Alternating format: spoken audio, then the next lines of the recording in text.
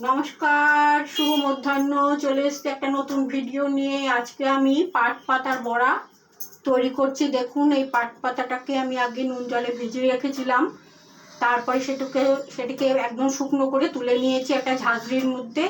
একটা ব্যাটার তৈরি করেছি, ময়দা আর তার মধ্যে নুন, হলুদ আর একটু সুজি দিয়ে একটা ব্যাটার তৈরি করে নিয়ে এবার পাট পাতাগুলোকে এর মধ্যে সব দিয়ে একসাথে মিশিয়ে নিয়েছি। আর যখন এবার আমি কড়াতে দিচ্ছি, দেখুন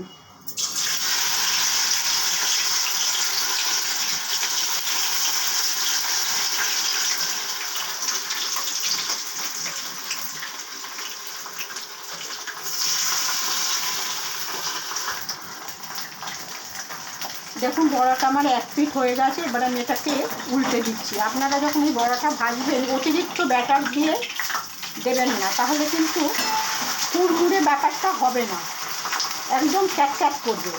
অল্প অল্প ব্যাটার দিয়ে মাখিয়ে নিয়ে ছাড়বেন, বেশি ব্যাটার দিলে বাজে হয়ে যায়। বড়াটা হয়ে গেছে পাঁচ পাতা। এবার আমি এটাকে তুলে নিচ্ছি। ঠিক আপনারাও এরকমভাবে করবেন। দেখুন, ঠিক এই যে পাঁচ পাতার বড়াটা আমার রেডি হয়ে গেছে, তুলে নিলাম। তাহলে ময়দা আর এতটা মতো, এই 2 চামচের মতো সুজি দিয়েছি, তাতে খুব কুড়মুড়ে মতো ব্যাপারটা হয়, কুড়মুড়ে হয়ে যায়। আর তো নুন হলুদ বলবো আর নতুন করে কি, এটা তো বলার অপেক্ষা রাখে না। তাহলে আমি আমার ভিডিওটা আজ এখানেই শেষ করলাম।